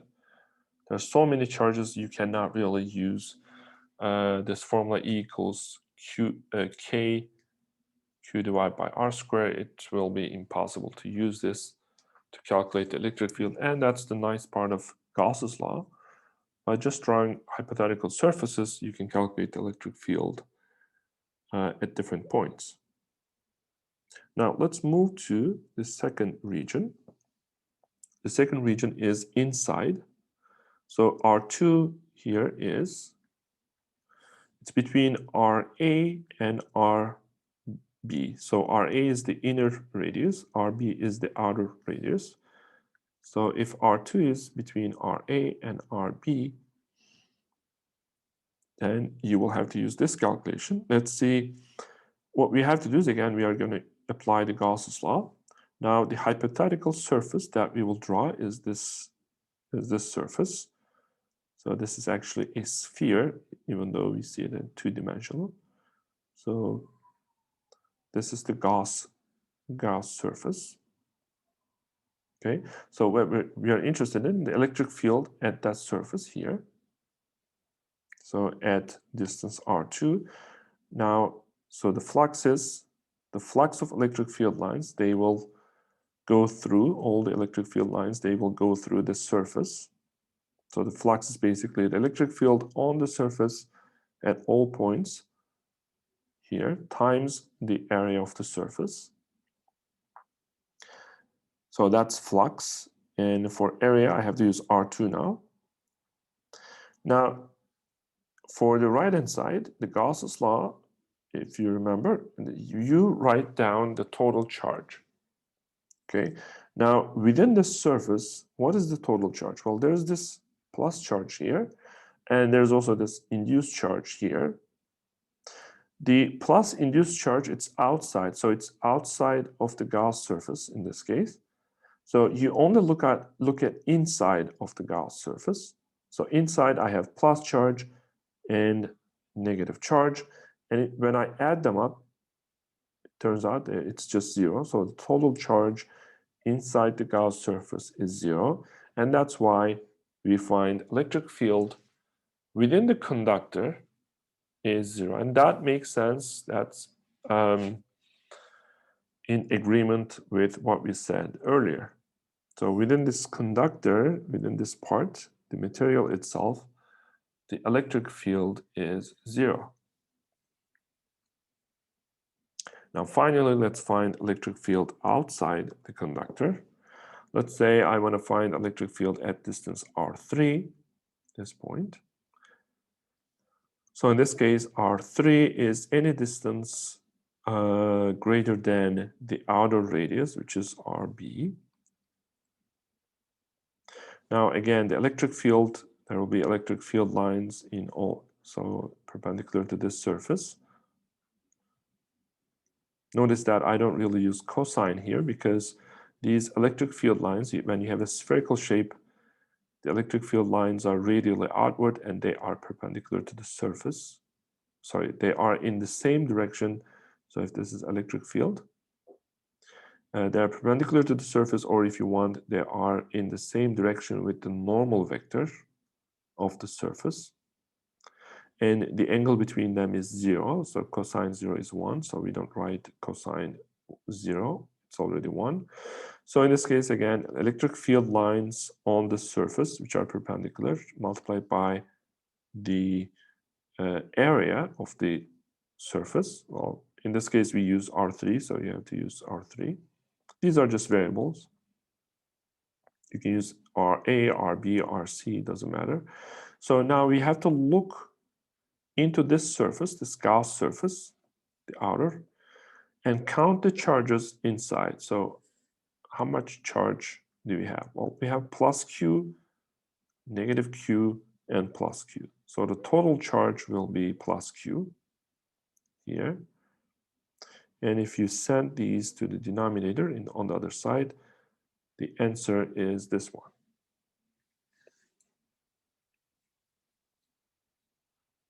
So by using Gauss's law, we were able to calculate the electric fields at different points, even though we have a complicated setup because we don't have one charge. We have one real charge here, but we have induced charges all over, negative and positives.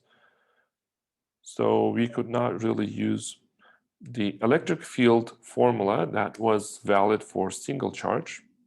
Well, it's still valid, but it's impossible to use in this setup because we have so many charges. But instead, we use Gauss's law to find the electric field at different points of this conducting shell. Now, in principle, this shell can be charged as well. So let's say we have this conducting shell. And let's say let's place negative 2Q inside.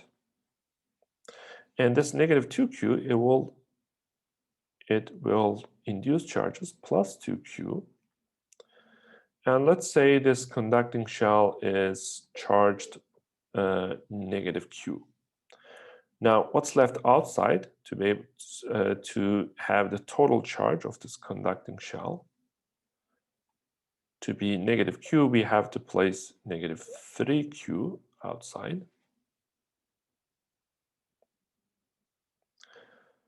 So here the real charge is negative 2Q. The total charge of the conducting shell is negative Q, and the induced charges are placed like this. So in the inner surface, you have positive 2Q because this induced, the real charge induced it. And what's left outside is negative 3Q. And you can apply still the Gauss law. So in this case, you have to, just like we did here, you have to count the charges inside the conductor. So sorry, inside the Gauss surface in each case. And then you can calculate the electric fields at different points. But notice that in any case, the electric field within the conducting material is still 0. Because imagine drawing a Gauss surface here. Now, how much charge inside within this surface? The total is 0. So the electric field at these points will be 0 because it's within the conducting material.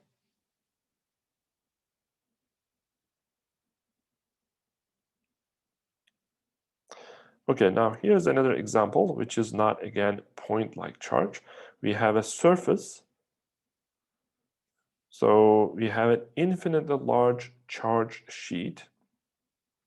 So this sheet is actually, it's infinitely large. We only show some section of it. So by using the Gauss law, we will find the electric field in front of and behind this positively charged sheet. So we will find electric field in both regions. Now, before we begin, there's an information here. The electric field of an infinitely large charge sheet is constant everywhere. So you have to know that the electric field lines, when you get away from the charge sheet, it's infinite, remember? They don't decrease. So if you go away from a point charge, they decrease. The electric field strength decreases. But if you have an infinitely large charge sheet, the electric field, even though you go away from it, it doesn't decrease. You have to just take it for granted for now. To prove that, you have to use the integral calculus, but we will not do it here. Of course, if you have a limited or a charge sheet like this, not infinite, of course, the electric field strength will go down as you go away from it. But if it's infinite, turns out when you use the calculus, you can prove it. If the charge sheet is infinite, the electric field does not decrease by distance. Now, so what I'm interested in, calculating the electric field in front of and behind this infinitely large charge sheet. How do I do it? Well, one option is I can draw a Gauss surface, spherical Gauss surface. So half of the Gauss surface is behind and half is in front of the sheet. But the problem with the spherical one is that, now remember, the flux is E times A times cosine theta. So the electric field here is in this direction, or maybe draw it in this direction on the surface. And the surface vector is also in the same direction. So there's zero angle between them. So cosine 0 is 1. That's good. But if you look at other points, the electric field is in this direction. Sorry, the normal vector is in this direction, but the electric field lines are straight. So there will be some angle almost all points, and I have to think about that angle. So I have to use, again, calculus. So instead of then, how can I solve this problem? Instead of using spherical shell, what I can use actually is cylindrical shell.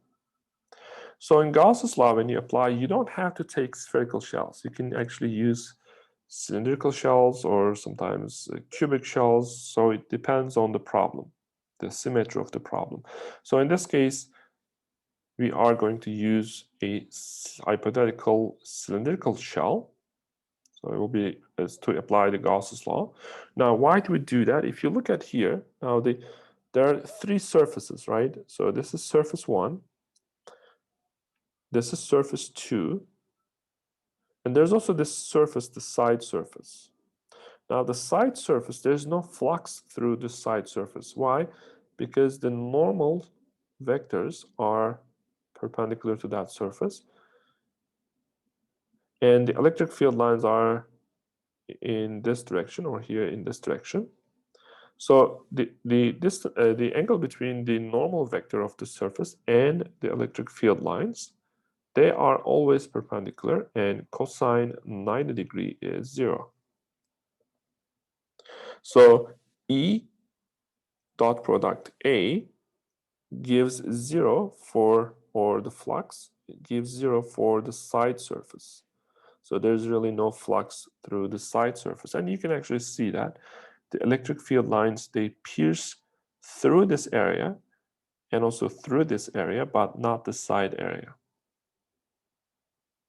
And through these areas, it's actually easy So the normal vector is this way, and electric field lines are this way. So here the angle is cosine 0. There's 0 degrees between these two vectors. So it will give me 1 when I calculate the flux. And here the electric field lines in this way. And the normal vector is also in this way. So again, the angle between them is 0. So again, cosine 0 is 1. So the flux here is EA. And the flux here is EA. So the total flux will be 2EA. So as you can see, when you choose a cylindrical Gauss surface for this problem, it was easier to calculate the flux. Now again, I used the same E because here the information was given to me that the electric field, if you have an infinitely large charge sheet, the electric field does not go down. So I don't have to really know this distance because electric field is constant if you have an infinitely large charge sheet. So I also use that information. I don't know the magnitude of the electric field, but I know that it's going to be equal in the front and in the back and at any point from this charge sheet.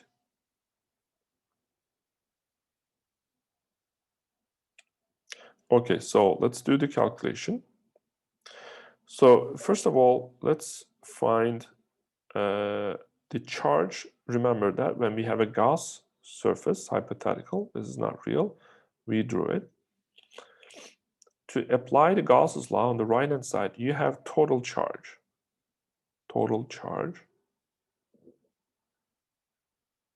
within the Gauss surface. So where's the total charge? Well, the only charge is here actually. The charge in this area. So we have this infinitely large sheet. So we have to calculate this, the amount of charge here. So to be able to calculate it, you will multiply the charge density of this sheet times that area. So it's given here. Now we cannot really talk about the total charge of the sheet because it's infinitely large. So the total charge of the sheet is infinite. But if you're interested in the charge only here within the cylinder, this hypothetical cylinder, then what you can use the charge density. So it's basically the charge per area per meter squared. And if you know the charge density, this should be given in the problem. And if you multiply by area, then you would get the charge within this area. So the Q is the charge within this hypothetical Gauss surface. So the flux on the curved surface of the cylinder is 0. We talked about this curved side surface, there's no flux since electric fields are not passing through the curved surface. The flux through the end caps, this one, A, of the cylinder is E times A. We talked about this. So you multiply the electric field, E. We don't know what this is. We will calculate, but we can call it E here. And the nice thing here is because the electric field doesn't change with distance, the magnitude will also be E here. And multiply by areas, the areas are the same areas, the end caps of the cylinder. So the total flux will be 2EA. And this will be equal to, in Gauss law, we know that it's going to be equal to the total charge within this hypothetical cylinder. And the total charge will be sigma times charge density times the area, which is here. And you have to divide it by this constant epsilon 0. So 2EA equals sigma A divided by epsilon 0. Now, these A's cancel. And if you send this 2 to the other side, what we have is sigma divided by 2 epsilon 0. So this is the electric field if you have an infinitely large charge sheet. And as you notice, it doesn't depend on R. So that means it's a constant, because charge density is the constant number for whatever charge density this sheet has. It can be different numbers, but it's some constant, some number. And epsilon 0 is a constant of the nature. It doesn't change. So electric field in this case is constant.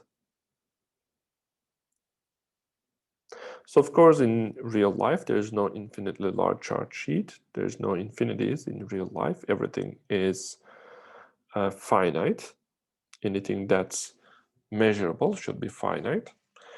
But this is still useful in cases where, let's say, not infinite, but maybe you have a very large charge sheet.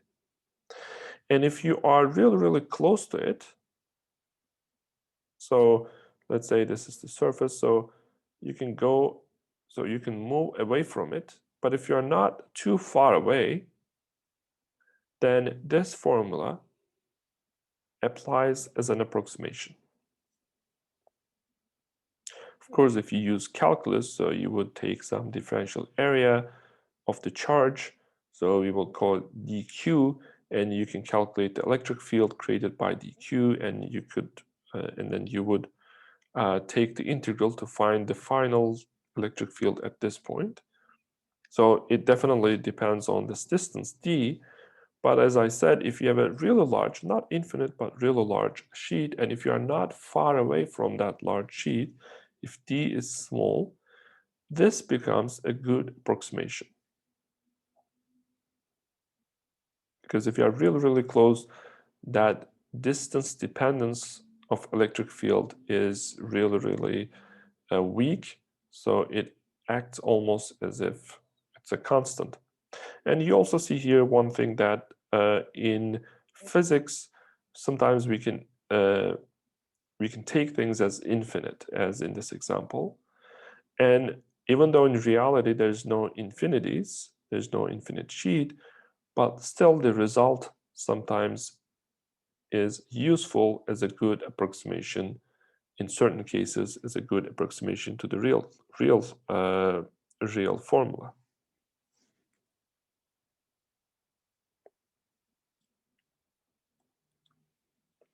So in this example, we have infinitely large charge sheets again, and their charge densities, surface densities are given.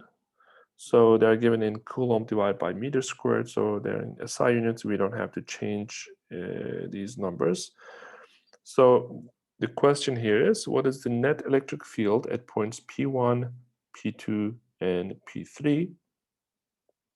So the electric field due to a charge infinitely large charge sheet is given by sigma divided by 2 epsilon 0. Now, let's calculate it for first the electric field at all points from the blue sheet.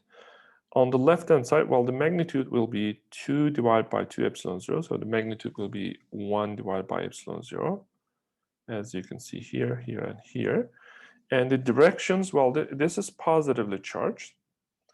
So the electric field lines go out from the positively charged positive charges. So on the left side, the electric field will be to the left, and on the right side, the electric field will be to the right from the blue one. And now from the red one, the magnitude of the electric field will be 6 divided by 2 epsilon 0, so it's 3 divided by epsilon 0, the electric field from the red one. So the magnitude is the same, because remember, this was valid for infinitely large charge sheets, and you see that there's no R or distance dependence, so it's everywhere the same magnitude. Now the vectors, the directions, well, this is negatively charged, so the electric field lines will be towards these negative charges. So on the right side, the electric field will be to the left, and on the left side, the electric field lines will be to the right. Now, you see blue and red arrows. They are all created by electric fields by the red and the blue and the red sheet. sheets. So in each region, what you have to do is you have to combine them. So there are vectors. So here they're in opposite directions. So the net will be 2 to the right. Here they are in the same direction, so you would add them up. So it's going to be 4 to the right. And finally in point P3, so they're in opposite directions, so we have to subtract. So it will be 2 to the left. So these are the total or net electric fields in all 3 regions. So that's all for this lecture. So see you in the future videos.